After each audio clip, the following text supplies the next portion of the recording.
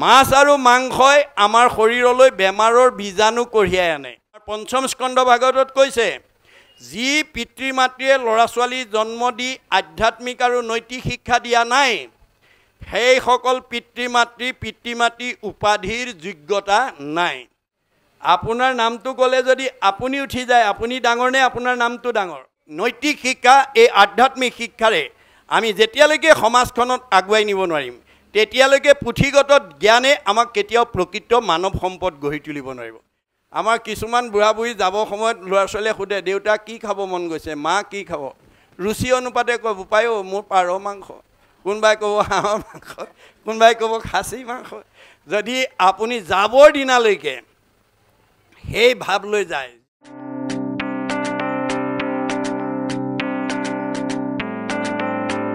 আমি কেতিয়াও কোনো বিষয়ক লৈ যাতে অহংকাৰ কৰিব লগা নহয়, এই কথা আমি মনত ৰাখিব লাগিব। এতিয়া কৈছে দেৱৰো দুৰ্লভ শুকমুনি মহাভাগ, এই কথা ক'লে যে বৈকুণ্ঠৰ শাস্ত্ৰ যিটো বেদান্তৰ তত্ত্ব 7 দিনে কৈলা সিটো মহাভাগৱত।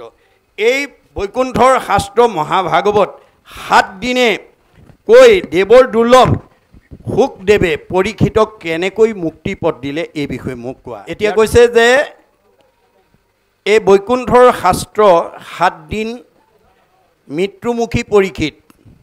এতিয়া পৰীক্ষিতৰ মৃত্যুলৈ মাত্ৰ 7টা দিন ক্ষণ গণি আছে।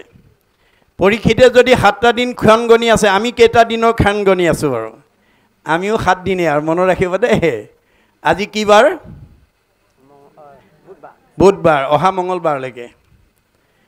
আজি বুধবাৰৰ পৰা অহা মঙলবাৰলৈ আমাৰ প্ৰত্যেকৰে এই 7টা দিনতে জন্ম আৰু মৃত্যু অৱশ্যম্ভাৱী। পৰীক্ষিতক মাত্ৰ আধা ৰূপে লৈছে, বেছ কৰি দেখাইছে। কথাখিনি আমাৰ কাৰণেই কৈ আছে। আমাৰ প্ৰত্যেকৰে 7টা দিন আছে। কোনে জানে মই আজি ঘৰ গৈ পাম নে নেপাম? পদ্মৰ পত্ৰৰ নীৰ পৰি যেন নুহি থিৰ, সেইমতে জীৱন চঞ্চল। পদুম পাতৰ পানীৰ লগত আমাৰ জীৱনটোৰ তুলনা কৰিছে। পদুম পাতৰ পানী বতাহে কোন সময়ত পেলাই দিব তাৰ যেনেকৈ নিৰ্দিষ্ট নাই, আমাৰো জীৱ কোনদিনা আমাৰ দেহৰ পৰা ওলাই যাব তাৰো কোনো সিদ্ধান্ত নাই। গতিকে সময় থাকোঁতেই এনেধৰণৰ অনুষ্ঠানলৈ নিমন্ত্ৰণ পালেই 10 বন কাটি কৰি আহিব। কিয়? আজিৰ ধনটো লগত নিব। আমি যিবোৰ পাৰ্থিৱ ধন ঘটিছোঁ সেইটো লগত নিব নোৱাৰোঁ, আৰু সেইটো দি থাকিলে খাই থাকিলে ঢুকাই যায় বুলি কৈছে। গীতাত কৈছে কৃষ্ণই, আন যত ধন দেখা খৰচিলে যাই বিঠা, খাইলে দিলে সবে টুটি যায়। নামৰ নাহিকে ক্ষয়, লাগে মানে বৃদ্ধি হয়, ভাগ বাতিলেও বাঢ়ি যায়। নাম ধন যিমান দি থাকিব সিমান বাঢ়ি বাঢ়ি গৈ থাকিব, আৰু এইটো ধন লগত যাব দেই। পৰকালৰ ধন মাধৱৰ নাম, তাকল লোৱা গলে বান্ধি, ঐত এটিক্ষণে এৰা আলজাল পাছে মৰি বাহা কান্দি। আজি বৰ গৰম, আজি বৰ বৰষুণ, আজি বৰ ঠাণ্ডা, আজি বৰ ৰ'দ, এইবিলাক কাৰণ দেখুৱাই আমি যাতে আজিৰ দৰে ধন পৰকালৰ ধন ঘটাৰ পৰা যাতে নিজক আঁতৰাই ৰাখিব লগা নহয়। নহ'লে আপোনালোকে পৰকালত গৈ আমাৰ জীৱই কান্দিব লাগিব। আজি আপোনালোকৰ গণেশতোলা গাঁৱত বহুত জীৱই কান্দি আছে ভাগৱতৰ মতে দেই। সেইটো অন্তৰ্দৃষ্টিৰে চালেহে দেখা পাব। গাঁও একেখনেই, পৰিৱেশ একেটাই, আহাৰ পানী একে, কিন্তু আমাৰ দুখবিলাক চবৰে বেলেগ বেলেগ। দুখবিলাক আমাৰ চবৰে বেলেগ বেলেগ। আমাৰ একেখন গাঁৱতে একে পৰিৱেশতে আছোঁ, একে আহাৰ পানী খাইছোঁ, একে বায়ু সেৱন কৰিছোঁ। আমাৰ মতে চবৰে সুখ দুখ একেই হ'ব লাগিছিল, কিন্তু একে হয়নে? নহয়, বৈষম্যতা আছে। এইটো হৈছে পূৰ্বজন্মৰ কৰ্মবন্ধৰ ফলশ্ৰুতি। আমি কৰ্মবন্ধ অনুসৰি একেখন গাঁৱতে থকা স্বত্তেও আমাৰ বাসনাবিলাক বেলেগ বেলেগ হোৱাৰ কাৰণে কৰ্মবন্ধৰ দুখবিলাকো বেলেগ বেলেগ। এই দুখবিলাক আমি কোনেও সদায় দুখত থকাটো নিবিচাৰোঁ, আমি সুখ আৰু আনন্দত থকাটো বিচাৰোঁ। কিন্তু বিচাৰিলেই নহ'ব, দুখ আঁতৰ হোৱা ব্যৱস্থাটো কৰিব লাগিব। গতিকে ভাগৱত শুনিব লাগিব, ঈশ্বৰৰ কথা শুনিব লাগিব। ঈশ্বৰৰ কথা নুশুনা মানুহে কেতিয়াও দুখৰ পৰা মুক্ত হ'ব নোৱাৰে।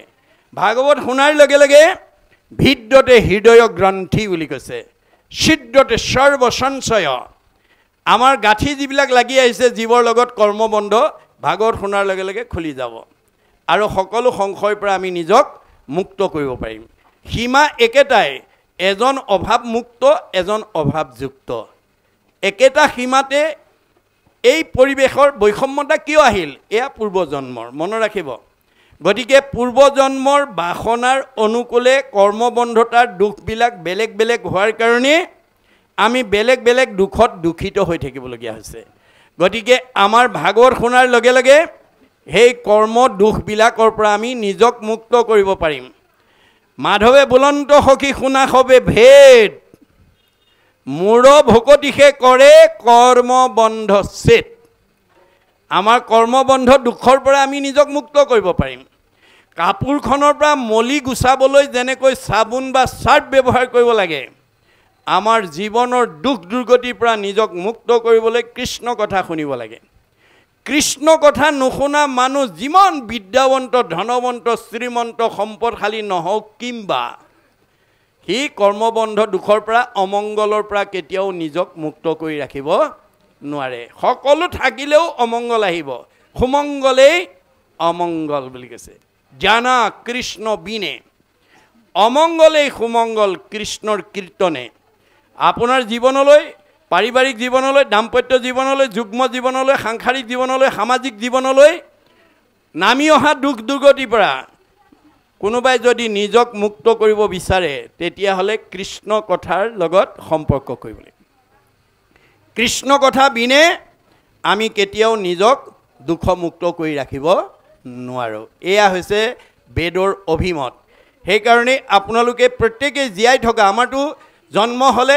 এদিন মৃত্যু হ'ব কিন্তু সেইটো কাৰ মৃত্যু দেহৰহে হ'ব দেহৰেহে ধৰ্ম জন্ম মৰণ দেহটোৰহে জন্ম মৃত্যু আছে জীৱৰ সংস্কাৰ আৰু গতি আছে আমি ভাগৱত যদি এনেকৈ দৈনন্দিন জীৱনত এক ক্ষণ 4 মিনিট সময় যদি আমি দৈনন্দিন ঈশ্বৰৰ কথা শুনিব পাৰোঁ ক'ব পাৰোঁ গাব পাৰোঁ আমাৰ জীৱই সৎগতি পাব এইটোত আপোনালোকে নিসন্দেহ এইটোত সন্দেহ কৰিব নালাগে মাত্ৰ 4 মিনিট সময় কমেও 4 মিনিট সময় যাতে আমি ঈশ্বৰৰ কাৰণে দিব পাৰোঁ মাধৱদেৱে ঘোষাত লিখিছে হৰি পদ সেৱা নকৰে নিমিত্তে মায়ায়ে বান্ধি ফুৰাৱে তাওতো মায়াক নকৰে ৰহিত শৰণ নলৱে যাবে আমি যেতিয়ালৈকে উঠি অহা ল'ৰা ছোৱালীবিলাকক নিৰ্দিষ্ট বয়সত শৰণ দিব নোৱাৰিম তেতিয়ালৈকে তেওঁলোকৰ বৃথা আয়ুস গৈ থাকিব সেইকাৰণে বিশেষকৈ শ্ৰীমন্ত শংকৰদেৱ সংঘই গৱেষণা কৰি চাই বেদৰ এই তথ্যটো বাস্তৱ ৰূপায়ণ কৰিবৰ কাৰণে আমাৰ উঠি অহা শিশুসকলক 6 বছৰ বয়সত গুৰু পৰিচয় আৰু 12 বছৰ বয়সত শৰণ দিয়াৰ পৰিকল্পনা কৰিছে এতিয়া আমাৰ বহুত পিতৃ মাতৃ এটা ভুল ধাৰণা আছে ইমান 12 বছৰ সৰু ল'ৰাটোক ছোৱালীজনীক শৰণ দিলে তেওঁলোকে পালন কৰিব পাৰিব জানো এইটো আপোনাৰ মতহে এইটো আপুনিহে ভাবিছে বেদেটো কোৱা নাই বেদে কৈছে হেন জানি শিশু হ'ব এৰা আন কৰ্ম ধৰিও কুমাৰ কালে ভাগৱত ধৰ্ম আমি সৰুৰ পৰা ল'ৰা ছোৱালীক ভাগৱত ধৰ্ম ভক্তি ধৰ্ম শিক্ষা দিব লাগিব তেতিয়াহে তেওঁলোক ভাল হ'ব গতিকে এই সংকীৰ্ণতা ভাৱটো ত্যাগ কৰিব লাগিব আমাৰ এতিয়া বহুত গৃহস্থী ঘৰত বোৱাৰীজনীক শৰণ নিদিলে শহুৰ শাহুৰে তেওঁ হাতে নাখায় কাৰণে শৰণটো দিয়াই কিন্তু ভজন ল'বলৈ ভয় কৰে কেলে মানে শৰণ লওঁতে ইমান নিয়ম নীতি ভজন ল'লেতো আৰু নিয়ম নীতি মানিব লাগিব সেইকাৰণে দাৰ্শনিক পণ্ডিত এজনে কৈছে মানুহৰ আটাইতকৈ ডাঙৰ ভয় হ'ল ভাল মানুহ হ'বলৈ মানুহে ভয় কৰে কিয় শৰণ ভজন ল'লেই বেয়া নিয়ম বেয়া চিন্তা বেয়া কৰ্ম বেয়া ভাৱ বেয়া খাদ্য বেয়াবোৰ ত্যাগ কৰিব লাগিব বেয়াবোৰ ত্যাগ কৰিলে ভাল হৈ যায় ভাল হোৱাৰ ভয়তে শৰণ ভজন ল'বলৈ ভয় কৰে কাৰোবাৰ হেতু ভয় আছে যদি এৰিব দে আপুনি ভজন নোলোৱাকৈ ইয়াতে সুখ ভোগ কৰি যাব পাৰিব কিন্তু অহা যোৱা কৰি থাকিব লাগিব সেইকাৰণে শৰণ ভজন মানে অতি গুৰুত্বপূৰ্ণ বিষয় শৰণে নাম দিব ভজনে ৰূপ দিব তেতিয়া আমি যাবৰ সময়ত মুখে বোলা ৰাম হৃদয়ে ধৰা ৰূপ এতেকে মুকুতি পাইবা কহিলু স্বৰূপ মহাপুৰুষ শংকৰদেৱে শাস্ত্ৰত উল্লেখ কৰি গৈছে ভাগৱতত উল্লেখ কৰি গৈছে যে আমি জীৱশ্ৰেষ্ঠ মানুহ হিচাপে মৰিবৰ সময়ত কৃষ্ণৰ নাম মুখেদি ল'ব লাগিব আৰু হৃদয়ত তেওঁৰ ৰূপটো চিন্তা কৰিব লাগিব, তেতিয়াহে আমাৰ জীৱই মুক্তি পাব। গতিকে এই কাৰণে গীতাত অৰ্জুনে কৈছে যে মোৰ ভক্ত যিটো নোহে ভিন্নতাৰ বোল, মৰিবাৰ বেলা কৰে হিয়াকুল ব্যাকুল, লোকে সোমৰ আৱৈ বোলে বোলা ৰাম হৰি, তাক নবুলিয়া মৰৈ আয়ৈ বাপ বুলি। আজিৰ দৰে ভকতৰ সংগলৈ যি মানুহ কোনোদিন নাহে, কৃষ্ণ বুলি যি মানুহ কোনোদিন নকয়, মৰিবৰ সময়ত সেইটো জীৱক কৃষ্ণ কোৱা বুলি ক'লে তেওঁ আয়ৈ বোপায়ৈ বুলিহে চিঞৰিব, কৃষ্ণ বুলিব নোৱাৰিব। মনত ৰাখিব কথাটো। গতিকে আমাৰ মৰিবৰ সময়ত ঈশ্বৰৰ নামটো আহিবৰ কাৰণে আৰু ৰূপটো চিন্তা কৰিবৰ কাৰণে শৰণ ভজন অনিবাৰ্য, ল'বই লাগিব। শৰণ ভজন নোলোৱাকৈ আপুনি এই সংসাৰ এৰিলে অহা যোৱা কৰি থাকিব লাগিব, পুনৰপি জনমম পুনৰপি মৰণম হৈ থাকিব লাগিব। গতিকে আমি সৰুৰ পৰা ল'ৰা ছোৱালীক আমি মানে এই ভাগৱতৰ ভক্তি ধৰ্মৰ শিক্ষা তেওঁলোকক দিব লাগিব, তেতিয়া সেই ল'ৰা ছোৱালী আগলৈ ভাল হ'বই, ভগৱন্তৰ প্ৰিয় হ'বই। গতিকে এই নিয়ম, এই আদৰ্শ আমি বাস্তৱ মানে পাৰিবাৰিক জীৱনত, সামাজিক জীৱনত আমি প্ৰয়োগ কৰিব লাগিব। প্ৰয়োগ কৰিব নাজানিলে আমি দুখ দুৰ্গতিৰ পৰা মুক্ত হ'ব নোৱাৰিম আৰু জীৱই সদ্গতি লাভ কৰিব নোৱাৰিব। গতিকে মৰিবৰ সময়ত অৰ্জুনক কৈছে জং জং অপিস্মৰণ ভাৱং তেজতে অন্তে কলে বৰম, তম তমেইব ইতি কুন্তে সদা তদ ভাৱ ভাবিত। হে কুন্তীসুত ধনঞ্জয়, যাবৰ সময়ত যি ভাৱনা লৈ যাবা, ভাৱনাৰ অনুকূল জন্মটো তুমি পিছৰ জন্মত ধাৰণ কৰিব লাগিব। শংকৰদেৱে তাকে ভাগৱতলৈ ভাঙনি কৰিছে, মৰিবাৰ বেলা যাক চিন্তি মৰৈ নৰ, উপজিয়া পাৱে পাছে সেহি কলেবৰ। মৰিবৰ সময়ত আপুনি যি ভাৱ লৈ মৰিব সেই কলেবৰটো ধাৰণ কৰিব লাগিব। আমি মৰিবৰ সময়ত কৃষ্ণৰ নাম আৰু হৃদয়ত ৰূপ চিন্তা কৰিলে জীৱই মুক্তি পাব। কিন্তু আমাৰ চতুৰ্থস্কন্ধ ভাগৱতত পুৰঞ্জন ৰজাই মৰিবৰ সময়ত ঈশ্বৰৰ নামটোৰ ঠাইত ঘৈণীয়েকৰ নামটো ল'লে। ঈশ্বৰৰ ৰূপটো চিন্তা কৰাৰ ঠাইত ঘৈণীয়েকৰ ৰূপটো চিন্তা কৰিলে। মুখখন এনেকুৱা, কাণখন এনেকুৱা, নাকটো এনেকুৱা, ইমান দিন খুৱাই বুৱাই ৰাখিছিলোঁ, এতিয়া মই যামগৈ, এওঁকনো কোনে পিন্ধাব কোনে খুৱাব বুলি পঞ্চতংগত। পুৰঞ্জনে স্ত্ৰী ৰূপ চিন্তিয়া মনত, স্ত্ৰী হুয়া উপজিলে ঘূৰ সংসাৰত। পুৰঞ্জনে মৰিবৰ সময়ত মাইকী মানুহৰ কথা চিন্তা কৰি মৰাৰ কাৰণে মাইকী মানুহ হৈ জন্ম ল'ব লগা হ'ল। কাৰোবাৰ ওলট পালট হ'বলৈ মন থাকিলে এইপালি ঔষধ খাব লাগিব দেই। নাই, জ্বৰ ভৰতে হৰিণাৰ চিন্তা কৰি মৰাৰ কাৰণে হৰিণাৰ জন্ম পাব লগা হ'ল। মাধৱদেৱে ভক্তি ৰত্নাৱলী তাৰ এটা বিজ্ঞানসন্মত দৰ্শন দিছে কি, বাঘ পৰুৱাই পোৱালি নাপাৰে, জীয়া পোক পৰুৱা মকৰা ফৰিং এটা আনি তাৰ বাঁহত সোমাই দিয়ে। বাঘ পৰুৱা মানে কুমাৰণী, কুমাৰণীয়ে নিজে পোৱালি নাপাৰে, জীয়া পোক পৰুৱা মকৰা ফৰিং এটা আনি তাৰ বাঁহত জীয়াই জীয়াই সোমাই দিয়ে। যেন বাঘ পৰুৱা ধৰিয়া পোকা যত, নামাৰি জীয়ন্তে আনি থয় বাসত। জীয়াই জীয়াই বাঁহটোত সোমোৱাই দিয়ে। তাৰপিছত ওচৰত কোনকুনাই থাকে মুখৰ আগত, ভিতৰৰ জীয়া পোক পৰুৱা মকৰা ফৰিংটোৱে ই এতিয়া মোক খাব, ই এতিয়া মোক মাৰিব, ই এতিয়া মোক বিন্ধিব বুলি ভাবি থাকে। বাঘ পৰু আকৌ পোকে চিন্তিয়া ভয়ত, তাহাৰ স্বৰূপ পাই সেহি শৰীৰত। বাঘ পৰুৱা মানে চিন্তা কৰি থাকোঁতে থাকোঁতে ৰাতি এদিনে সি মকৰা ফৰিং মানে কুমাৰণী গুচি কুমাৰণীলৈ ৰূপান্তৰ, চেপ আকাৰটো কুমাৰণী হৈ যায়। এহিমতে জীৱা যাক চিন্তিয়া থাকয়, তাহাৰ স্বৰূপ সিটো অৱশ্যে পাৱই। আমি জীৱনত যিটো কথা সদায় ভাবি চিন্তি মৰিম সেইটো ৰূপকে আমি লাভ কৰিব লাগিব।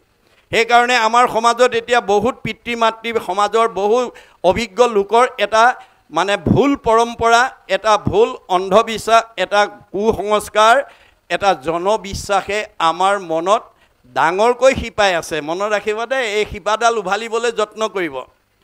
কি আজি তাৰিখতো আমাৰ বহুত পিতৃ মাতৃৰ এটা মনৰ ভাৱনা আছে, মই যদি ল'ৰা ছোৱালীকেইটাক মাছ মাংস ডিম নোখোৱাওঁ, এহেঁতৰ গাত শক্তি কেনেকৈ হ'ব, মগজ কেনেকৈ হ'ব, পঢ়া শুনা কেনেকৈ কৰিব পাৰিব, সুস্বাস্থ্যৰ গৰাকী কেনেকৈ হ'ব। এই ধাৰণা লৈ আজি তাৰিখত মাছ মাংস ডিম খোৱাত গুৰুত্ব দিয়া মানুহৰ সংখ্যাই বেছি। কিন্তু আমাৰ আন্তঃৰাষ্ট্ৰীয় এটা বিজ্ঞান সন্থাই কৈছে কি বুলি, what protein you will get from fish and flesh, you will get more protein from homemade ghee and vegetables. মাছ মাংস ডিম খাই আমি শৰীৰত যিমান প্ৰটিন পাওঁ তাতকৈ ঘৰত বনোৱা ঘিউ আৰু শাক পাচলি খালে বহুত অধিক প্ৰটিন আমি শৰীৰত লাভ কৰিব পাৰিম। Fish and flesh spread disease only. মাছ আৰু মাংসই আমাৰ শৰীৰলৈ বেমাৰৰ বীজাণু কঢ়িয়াই আনে। মই আপোনালোকক এসপ্তাহ সময় দিছোঁ এই তথ্যটো প্ৰমাণ কৰি চাব। 7 দিন পুৱা দুপৰীয়া গধূলি, পুৱা দুপৰীয়া গধূলি মাছ মাংস ডিম, মাছ মাংস ডিম নিজেও খাই থাকক, ল'ৰা ছোৱালীকো খুৱাই থাকক। এসপ্তাহৰ পিছত দেহৰ খবৰ লওক, গম পাই যাব গেছ, বদহজম, বিষ ইত্যাদি ইত্যাদি। কিন্তু নিৰামিষ গোটেই বছৰ খাই থাকক, এইটো নহয়। প্ৰকৃতি জগতলৈ চালেও তাৰ উদাহৰণ পাওঁ। বাঘ সিংহ মাংসহাৰী, হাতী তৃণভোজী, আয়ুস কাৰ বেছি, ধৈৰ্য কাৰ বেছি? প্ৰকৃতি জগতৰ ক্ষেত্ৰত যদি সেইটো প্ৰযোজ্য হয়, আমাৰ ক্ষেত্ৰত নহ'ব নেকি? হ'ব, মাত্ৰ আমি বিশ্বাস কৰি ল'ব লাগিব দেই। সেইকাৰণে কাৰোবাৰ যদি আজি তাৰিখলৈকে খোৱাৰ অভ্যাস আছে, কালিৰ পৰা এৰি দিয়ক বুলি মই ক'ব নিবিচাৰোঁ দেই। মই গীতা ভাগৱতক উদ্দেশ্যি মাত্ৰ এটা আহ্বান জনাব বিচাৰোঁ যে আপোনালোকে যদি খাই আছে, অহা কালিলেও খাওক। খাওঁতে মাত্ৰ ক'ব প্ৰভু এৰিব পাৰিলে ভাল হয়। আপুনি মাছ মাংস ডিম খাই আছে, কিন্তু ভগৱানক জনাই থাকিব প্ৰভু এৰিব পাৰিলে ভাল হয়। এই বুলি জনাই জনাই খাই থাকক। খুব কম সময়ৰ ভিতৰতে যাদৃশী ভাৱনা জৈছ সিদ্ধি ভৱতি। হ'ব, তোমাৰ মই ভাৱনা পূৰণ কৰি দিম, তোমাক এই লোভৰ পৰা মই মুক্ত কৰি দিম। ভগৱানে কৃপা কৰিব। মনত ৰাখিব, আপুনি বলেৰে কাৰোবাক মাছ মাংস এৰুৱাব নোৱাৰে, আপুনি উপলব্ধি কৰিব লাগিব। তাকে নকৰি যদি আৰু জীৱনৰ শেষৰ দিনালৈকে আৰু আমাৰ কিছুমান বুঢ়া বুঢ়ী যাব সময়ত ল'ৰা ছোৱালীয়ে সোধে, দেউতা কি খাব মন গৈছে, মা কি খাব? ৰুচি অনুপাতে কয়, বোপাই মোৰ পাৰ মাংস, কোনোবাই ক'ব হাঁহৰ মাংস, কোনোবাই ক'ব খাচী মাংস। যদি আপুনি যাবৰ দিনালৈকে সেই ভাৱ লৈ যায়, যিটোজনে প্ৰাণীৰ দ্ৰোহক আচৰে, কাটি মাৰি আপোনাৰো প্ৰাণ তৃপ্তি কৰে, মৰিয়া নৰক ভুঞ্জে অসুৰ জুনি পায়, পাছে ব্যাঘ্ৰ সৰ্প শুয়া থাকে মাংস খায়। গীতাই কৈছে, যদি আপুনি যাবৰ দিনালৈকে যদি সেই হেঁপাহ এৰিব নোৱাৰিলে, ভগৱানে কয় তোমাক মানুহৰ জন্ম দিছিলোঁ প্ৰাণী হিংসা নকৰি মোৰ ঠাইলৈ আহিবৰ কাৰণে। যত দেখা ভূত প্ৰাণী সবাহাকে বিষ্ণু মানি, হিংসা এৰি কৰা উপকাৰ। এই শিক্ষা দিছিলোঁ। সমস্ত ভূততে মই আছোঁ সৰ্বক্ষণে, ইহাংক অৱজ্ঞা আতি কৰে যিটো জনে, বেদমন্ত্ৰে প্ৰতিমাতো কৰয় অৰ্চন, নোহে কিছু ফল মাত্ৰ সবে বিৰম্বন, পৰশৰী ৰতমুক বিদ্বেষ কৰয়, যদি পূজে তভু তাৰ চিত্ত শান্ত নয়, প্ৰাণীক উপেক্ষা কৰি পূজে মূঢ়মতি, নোহে ফল কৰে যেন ভস্মত আহুতি, প্ৰাণীক নিন্দিয়া যিজনে মোক পূজয়, তাত মই তুষ্ট নহওঁ জানিবা নিশ্চয়। এইবিলাক প্ৰকাৰে যদি কোনোবাই মোক ভকতি কৰে, সেইজনে মোক কেতিয়াও সন্তুষ্ট কৰিব নোৱাৰে বা মই তেওঁৰ ওপৰত সন্তুষ্ট নহওঁ। মাকে ক'লে, তেনেহ'লে বোপাই তুমি কেনেকৈ সন্তুষ্ট হ'বা? অৱজ্ঞা, উপেক্ষা, দেশ, নিন্দা পৰিহৰি, তেবে মোক ভজিবেক ভক্তি ভাৱ কৰি। আজিৰ দৰে ঈশ্বৰৰ কথা শুনি ঈশ্বৰত ভক্তি কৰিব লাগিব। ঈশ্বৰে সেইজনকহে ভাল পায়। বোলে অন্যথা পুজিলে মোক ফলক নাপায়, স্বৰূপ কৰিয়া মই কহিলোঁ আই। মই খাটাং কৈ দিলোঁ আৰু তোমাক। ভগৱান কপিল ৰূপে আহি মাকক কোৱাৰ চলৰে আমাক কৈছে কথাখিনি। মানিলে তৰিব, নামানিলে মৰিব। আপুনি কাকো নিন্দা নকৰিব, কিন্তু কোনো ধৰ্মক নিন্দা নকৰিব। শংকৰদেৱে আনৰ ধৰ্ম নিন্দা কৰিবলৈ মানা কৰিছে। পৰৰ ধৰ্মক নিহিংসিবা কদাচিত, কৰিবা ভূতক দায়া সকৰু নচিত, শৈৱ শান্ত চিত্ত সৰ্বধৰ্মত বৎসল, এই ভাগৱত ধৰ্ম জানা মহাবল। আমাৰ দেহৰ সম্পৰ্কহে নাই, আত্মাৰ সম্পৰ্ক। আমি চব একে ভগৱানৰ অংশ জীৱ।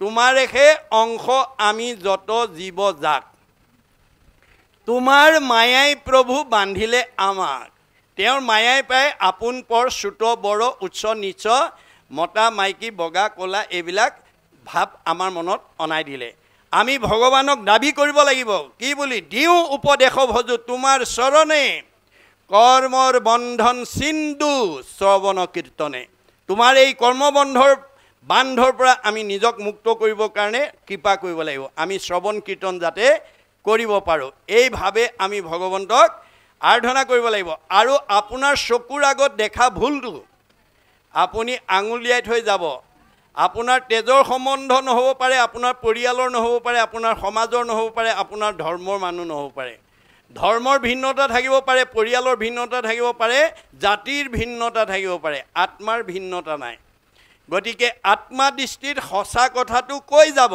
মানিলে তৰিব নামানিলে মৰিব আপুনি ঈশ্বৰৰ প্ৰিয় হৈ থাকিব ঈশ্বৰে কাক ভাল পায় যি তেওঁৰ সৃষ্টিৰ প্ৰাণীবিলাকক ভাল পায় God loves him who loves his creature ভগৱানে কাক ভাল পায় যি তেওঁৰ সৃষ্টিৰ প্ৰাণীবিলাকক ভাল পায় এই নৈতিক শিক্ষা এই আধ্যাত্মিক শিক্ষাৰে আমি যেতিয়ালৈকে সমাজখনত আগুৱাই নিব নোৱাৰিম তেতিয়ালৈকে পুথিগত জ্ঞানে আমাক কেতিয়াও প্ৰকৃত মানৱ সম্পদ গঢ়ি তুলিব নোৱাৰিব প্ৰাচাত্য শিক্ষাবিদ ৰাইবানে কৈছে for all round development of student religious education is essential এজন ছাত্ৰক সৰ্বাংগ সুন্দৰ ছাত্ৰ হিচাপে গঢ়ি তুলিবলৈ হ'লে পুথিগত বিদ্যাৰ লগত ধৰ্মীয় শিক্ষা দিব লাগিব ৰুচুই কৈছে the religious education should be included in the curriculum because it is through religion that the fact of youth can be set on the road to the absolute values truth beauty and goodness সত্য শিৱ সুন্দৰক আৰাধনা কৰিবলৈ হ'লে পুথিগত ডিগ্ৰীৰ লগত পুথিগত বিদ্যাৰ কৰ্মাচনীৰ লগত আধ্যাত্মিক শিক্ষা বা ধৰ্মীয় শিক্ষা সংযোগ কৰিবই লাগিব গতিকে আমি সৰুৰ পৰা ল'ৰা ছোৱালীক এই আধ্যাত্মিক আৰু নৈতিক শিক্ষাৰে যাতে আগুৱাই নিব পাৰোঁ তাৰ কাৰণে আপোনালোক পিতৃ মাতৃ হিচাপে যত্ন কৰিব লাগিব আমাৰ পঞ্চম স্কন্ধ ভাগৱতত কৈছে যি পিতৃ মাতৃয়ে ল'ৰা ছোৱালী জন্ম দি আধ্যাত্মিক আৰু নৈতিক শিক্ষা দিয়া নাই সেইসকল পিতৃ মাতৃ উপাধিৰ যোগ্যতা নাই যি পিতৃ মাতৃয়ে ল'ৰা ছোৱালী জন্ম দি নিৰ্দিষ্ট বয়সত সাংসাৰিক জীৱনৰ মানে গঢ়ি দিয়া নাই অৰ্থাৎ আজি যিসকল ডেকা গাভৰু হৈ আছে কালিলৈ তেওঁলোকে সংসাৰ কৰিব লাগিব এইটো প্ৰকৃতিৰ নিয়ম গতিকে নিৰ্দিষ্ট বয়সত ল'ৰা ছোৱালীক আমি বৈবাহিক সম্পৰ্ক ঘটাই দিয়াটো পিতৃ মাতৃৰ দায়িত্ব আমি পিতৃ মাতৃ হৈ ল'ৰা ছোৱালী জন্মহে দিলে কিন্তু তেওঁলোকৰ সাংসাৰিক জীৱনৰ বিষয়ে আপুনি চিন্তা নকৰিলে যাৰ কাৰণে তেওঁলোকে হয়তো চিৰকুমাৰ হিচাপে জীৱন অতিবাহিত কৰিব লগা হ'ল তাৰ দুখে কিন্তু আপোনালোকক নেৰিব মনত ৰাখিব তাৰ দুখত আপোনালোক দুখী হৈ যাব লাগিব পিতৃ মাতৃ হেতু নহ'ব আপুনি ল'ৰা ছোৱালী জন্ম দিছে উপযুক্ত বয়সত ছোৱালীজনীলৈ এজন উপযুক্ত পাত্ৰ বিচাৰি দিয়া উপযুক্ত বয়সত ল'ৰাটোলৈ এজনী উপযুক্ত ছোৱালী বিচাৰি আনি দিয়াটোৰ দায়িত্ব পিতৃ মাতৃ থাকিব লাগিব আজি বহুত পিতৃ মাতৃয়ে ভাগৱতৰ এই দৰ্শন নজনাৰ কাৰণে পিতৃ মাতৃৰ দুখত বহুত ল'ৰা ছোৱালীয়ে চিৰকুমাৰ হৈ থাকিব লগা হৈছে এয়া মহান দুখৰ কথা এই কথা ভাগৱতে আমাক আঙুলিয়াই আছে গতিকে আমি যথা সময়ত কৰ্মবিলাক কৰাৰ দায়িত্ব আমাক ভাগৱতে দেখুৱাই আছে আমি সেই নীতি শিক্ষাবিলাক আমি ল'ব লাগিব সেইকাৰণে কৈছে যে বৈষ্ণৱৰ বিতান হেন শুনি সুতে বিনা অন্ত অৱনতে আমি অকুলীন হেন আছিল মনতে যে হে সুতে কৈছে হে সৌনক এই মুহূৰ্তলৈকে মই অকুলীন বুলি নিজ জাতি বুলি মোৰ এটা মনত ধাৰণা হৈ আছিলে তোমাখাৰো প্ৰশ্নে ভৈলো আজি সি পবিত্ৰ শুনা যেন জানো কহোঁ কৃষ্ণৰ চৰিত্ৰ তোমালোকৰ কথাত মই আজি পবিত্ৰ হ'লো আৰু মই যিখিনি কৃষ্ণ কথা জানো কওঁ শুনা খাব শেষে কথা কোনে কহিবে স্বৰূপে যেন পক্ষী উৰয় পখাৰ অনুৰূপে তেওঁ একেটা দাস্যত্ব ভাৱটো প্ৰকাশ কৰিছে তেওঁ গোটেই ভাগৱত 12 স্কন্ধ ভাগৱত কণ্ঠগত কৰি থৈছে কিন্তু মই সবিশেষ মাৰি তোমাৰ আগত কম বুলি পেলাই অহংকাৰ কৰা নাই দাস্যত্ব ভাৱেৰে কৈছে মই পক্ষী অনুপাতেহে উৰা মাৰিম বুজিছেনে গতিকে মই যিমানলৈকে জানো সেইমতেহে কম মই সকলো জানো বুলি তেওঁ অভিমান কৰা নাই সেইমতে যত মান লৱে মূৰ মতি বৰ্ণাইব কৃষ্ণৰ লীলা তোমাতো সম্প্ৰতি। মোৰ মনে যিমান দূৰলৈকে ক'ব আৰু হৃদিস্থিত হোৱা তেওঁ যেনেকৈ কৰাব, হৃদিস্থিত হোৱা তুমি যেন কৰাই বাহা স্বামী ঋষিকেশ কৰিব তেনেয়। আপুনি মই নিমিত্তহে, আমাৰ হৃদয়ত থাকি যিটো তেওঁ কৰাব তেওঁ আপুনি তাকেহে কৰিব। আজি তেওঁ হৃদয়ত থাকি মোক যিখিনি ক'বলৈ কৈ আছে মই সেইখিনিয়ে কৈ আছোঁ, মোৰ নিজস্ব ইয়াত নাই। মনত ৰাখিব কথাটো, নিজস্ব নাই। গতিকে আমি নিমিত্ত। গ্ৰাম্য কথা কথনে মলিন হোৱে বাণী, তাকো শুদ্ধ কৰোঁ কৃষ্ণ কথা ক'ব খানি। আপোনালোকে কেতিয়াও বিষয় চিন্তা কথা লগ পালে, বন্ধু বান্ধৱক লগ পালে, ভকত বৈষ্ণৱক লগ পালে, আলহী অতিথিক লগ পালে, ধন টকা পইচা ইন্দ্ৰিয় সুখ ভোগ পাৰিবাৰিক জীৱনৰ কথা এৰি ঈশ্বৰৰ কথা পাতিবলৈ যত্ন কৰিব দেই। নকৰিও জন্ম বৃথা, শুনা ইটো কৃষ্ণ কথা, ফুৰা ৰাম নাম গলে বান্ধি। ঐত আয়ু পাতব হইলে, ঘূৰ পৰ লোকে গ'লে, আকে লাগি মৰি বাহা কান্দি। কাৰণ গ্ৰাম্য কথাই আমাৰ মনলৈ দুখ বেদনা নমাই আনে।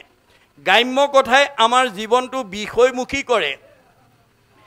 বিষয়ত আতি আশকতি ভৈল যাৰ, কৃষ্ণক পাইবাৰ আশা নিবৰ্তিলতাৰ। যি মানুহে গাঁৱলীয়া কথা পাতি থাকে, ঘৰুৱা কথা পাতি থাকে, ধন টকা পইচাৰ কথা পাতি থাকে, ইন্দ্ৰিয় সুখ ভোগৰ কথা পাতি থাকে, সেইটো জীৱই ঈশ্বৰক পাব নোৱাৰে বুলি কৈছে। বিষয়ত আতি আশকতি ভৈলা যাৰ, কৃষ্ণক পাইবাৰ আশা নিবৰ্তিলতাৰ। সি আৰু কোনোদিন কৃষ্ণক লাগ পাব নোৱাৰে। কিয়? যেন বায়ু বস্ত্ৰ নিয়ে পশ্চিমে উৰুৱাই, পূবকো খেদিলে জানো সিটো বস্ত্ৰ পায়। আপোনাৰ কাপোৰ এখন বতাহে পশ্চিম ফালে উৰুৱাই নিছে, সেই কাপোৰখন পাবৰ কাৰণে আপুনি যদি পূব ফালে দৌৰি থাকে, কোনোবা দিনা জানো লগ পাব? নাপাব। গতিকে আপোনাৰ মনটো যদি বিষয়ৰ প্ৰতি ধাবিত হয়, ধায়তো বিষয়ান পঞ্চ সংগস্তে সুপ্ৰজায়তে, সংগাত সংজায়তে কাম, কামাত ক্ৰোধ বিজায়তে, ক্ৰোধাত ভৱতি সন্মোহ, সন্মোহাত স্মৃতি বিভ্ৰম, স্মৃতি ভঞ্চাত বুদ্ধিনাশং, বুদ্ধিনাশাত প্ৰণশ্যতি।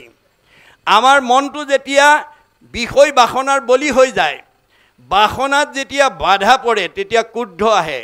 ক্ৰোধ আহিলে মোহগ্ৰস্ত হয়, মোহগ্ৰস্ত হ'লে স্মৃতি নষ্ট হয়, স্মৃতি নষ্ট হ'লে বুদ্ধি নষ্ট হয়, বুদ্ধি নষ্ট হ'লে পথ বাচিব নোৱাৰি আকৌ 84 নৰকত যাব লাগে। মনত ৰাখিব কথাটো। সেইকাৰণে আমি মনৰ বলি হ'ব নালাগে। গতিকে আমি বিষয়ৰ দাস হ'ব নালাগে। যত দিব্য ঘৰ বাৰী বস্ত্ৰ অলংকাৰ, সবেও নুপুৰে মন এক লোভিয়াৰ। আপোনাৰ মনটো যদি লোভৰ বলি হৈ গ'ল, আপোনাক একো বস্তুৱে জোৰা নমৰে। আপোনাৰ মনটো সদায় অসন্তুষ্ট হৈ থাকিব। অসন্তুষ্ট প্ৰাণীৰ নখন্দে মনত দুখ, তলুইকৰ লক্ষ্মী পাইলে নাহি তাৰ সুখ। যাৰ মনটো অসন্তোষীয়া, তলুইকৰ সম্পত্তিও তাক সুখ দিব নোৱাৰে। এতিয়া উপায় কি হ'ব? আমাৰ ভাগৱতত গুৰুজনাই উপায় দিছে। কি বুলি? যেহি পাৱে তাতে মহাতুষ্ট হুৱে মন, তেৱেহে বিপ্ৰৰ তেজ বাঢ়ে অনৈক্ষণ। ভগৱানে আপোনাক যি দিছে, কৰ্ম কৰি যি ফল পাইছে, ব্যৱসায় কৰি যি পাইছে, আপুনি ভকতিৰ দ্বাৰা তাতেই সন্তুষ্ট থাকি সুখে দুখে মুখে জনো চাৰে ৰাম নাম। সুখ দুখ সকলো সময়তে আপুনি ঈশ্বৰৰ নাম ল'বলৈ যত্ন কৰক। তেতিয়া হ'লে আপুনি কি হ'ব? ধনীৰো ধনী, পৰম ধনী, সুখীৰো সুখী, পৰম সুখী, আনন্দৰো আনন্দ, পৰম আনন্দ। শুনা ৰাজা, যিটো মহামোহে অন্ধ প্ৰায়, পুত্ৰ দ্বাৰা দেহতেহে আকুল সদায়, কদাচিতো তাসম্বাৰৰ নুগুচয় ভয়, কৃষ্ণ পদাম বুজে যেবে সেৱা নকৰয়। কৃষ্ণ পদ সেৱাতেহে গুচে ভৱ দুখ, আকেহে বুলিও ৰাজা আত্যন্তিক সুখ। আপুনি ভগৱানে দিয়াটোতে আত্মসন্তুষ্টি থাকিব লাগিব। তেতিয়া তেজ মানে শক্তি, তেজ মানে প্ৰভাৱ, তেজ মানে প্ৰতিভা, তেজ মানে চেহেৰা, তেজ মানে পৰমায়ুস, তেজ মানে কমনীয়তা বৃদ্ধি হ'ব। মনত ৰাখিব, আপুনি চব বঢ়াই দিব পাৰিব। যদি আপুনি তাতে সন্তুষ্ট নাথাকে, তেতিয়াহ'লে আপোনাৰ নিজৰ ভৰিত নিজে কুঠাৰ মৰা হ'ব। আজি আমাৰ এই বেদৰ তত্ত্ব নজনাৰ কাৰণে ভগৱানে দিয়া বহুত উচ্চ পদস্থ বিষয়ত চাকৰি কৰা মানুহেও ভগৱানে দিয়াতে সন্তুষ্ট নাথাকি আৰু বেছি ধনী হ'বলৈ গৈ ৰঙা ঘৰৰ অতিথি হ'ব লগা হৈছে। মনত ৰাখিব দেই, আজি বহুত উচ্চ পদস্থ বিষয়ত চাকৰি কৰা মানুহে ভগৱানে দিয়াটোত সন্তুষ্ট নথকাৰ কাৰণে, বেদৰ দৰ্শন নজনাৰ কাৰণে, ভাগৱতৰ দৰ্শন নজনাৰ কাৰণে ৰঙা ঘৰৰ অতিথি হ'ব লগা হৈছে। বহুতে চাকৰিৰ পৰা নিলম্বন হ'ব লগা হৈছে। সেইকাৰণে এজন দাৰ্শনিক পণ্ডিতে কৈছে, we must concentrate as much as we get from God. ভগৱানে আমাক যি দিছে পূৰ্বজন্মৰ কৰ্ম অনুসৰি, আমি তাতেই আত্মসন্তুষ্টি থাকিবলৈ শিকিব লাগিব। অন্যথা আপোনাৰ বলীয়া শিয়াল কুকুৰৰ তেজ আউট হৈ যাব। আমাৰ সকলোৰে শৰীৰত বলীয়া শিয়াল কুকুৰৰ তেজ আছে বুলি এজন ইংৰাজ দাৰ্শনিক পণ্ডিতে কৈছে। The blood of wild animal always in men, when we get what we need it remains in our control, when we get more than we want it is out of control. অসহংগ্ৰহ, বেদত কৈছে অসহংগ্ৰহ, আৱশ্যকতকৈ যি মানুহে বেছি বিচাৰিব তাৰ বলীয়া শিয়াল কুকুৰৰ তেজ বিয়ণ্ড কণ্ট্ৰল হৈ যাব। আজি আমাৰ সমাজত অনাচাৰ, বেবিচাৰ, ভ্ৰষ্টাচাৰ, হত্যা, লুণ্ঠন, ধৰ্ষণ, অপহৰণ, বেয়া বেয়া কামবিলাকত কোন মানুহ লিপ্ত হৈছে? যিবিলাকে আৱশ্যকতকৈ বেছি বিচাৰি আছে। সাধাৰণ মানুহে ভুল কৰা নাই, কিন্তু মনত ৰাখিব, সেইবোৰ ডাঙৰ ডাঙৰ জনা মানুহ, তেওঁলোকে বেদৰ তত্ত্ব নাজানি আৱশ্যকতকৈ বেছি বিচাৰি আনকো অনিষ্ট কৰিছে, নিজেও আনৰ হাতত জীৱনটো এৰিব লগা হৈছে। গতিকে আমাৰ উঠি অহা প্ৰজন্ম যাতে অকালতে যাতে জীৱন এৰিব লগা নহয়, তাৰ কাৰণে ভাগৱত শুনাৰ পৰিৱেশ আপোনালোক প্ৰত্যেক পিতৃ মাতৃ জ্যেষ্ঠসকলৰ দায়িত্ব আছে। উঠি অহা প্ৰজন্ম বংশানুক্ৰম হেৰিডিটি মনত ৰাখিব। ডেকা বাপজনাই যদি বছৰি মৰাৰ কাললৈকে, অনাগত দিনলৈকে এই আদৰ্শ এৰি থৈ যাব পাৰে, এইখন ঘৰলৈ কোনো জীৱ বৃদ্ধ বয়সত পিতৃ মাতৃক সেৱা শুশ্ৰূষা কৰা, লালন পালন কৰা, পিন্ধন খোৱন কৰা, প্ৰতিপাল কৰাৰ বিপৰীতে বৃদ্ধাশ্ৰমলৈ খেদি পঠিওৱা জীৱ আহিব নোৱাৰে। মনত ৰাখিব কথাটো। পোহৰৰ ওচৰলৈ যেনেকৈ আন্ধাৰ আহিব নোৱাৰাটো বিজ্ঞানসন্মত সত্য, ভক্তি ধৰ্ম যিখন ঘৰত, যিটো পৰিয়ালত, যিখন সমাজত, যিটো নামঘৰত থাকিব, সেই ঠাইলৈ তেনেকৈ বেয়া জীৱ আহিব নোৱাৰাটো তেনেকৈয়ে সত্য। যদি ইতিমধ্যে আহি গৈছে, ভাগৱত শুনাৰ লগে লগে পৰিৱৰ্তন হৈ যাব, আমূল পৰিৱৰ্তন হৈ যাব।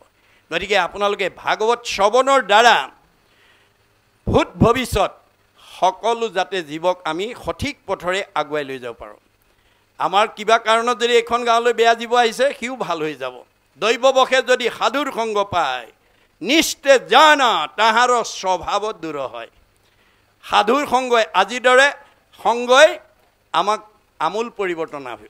মূৰ শুনিৰ মল কথা কহন্ত শুনন্ত, মুত মন দিয়া হবে তাপ এৰাৱন্ত, তাকেহে বুলিও সাধু জানিবাহা আই, তাৰাৰ সংগক তুমি পাৰ্থিবা সদায়।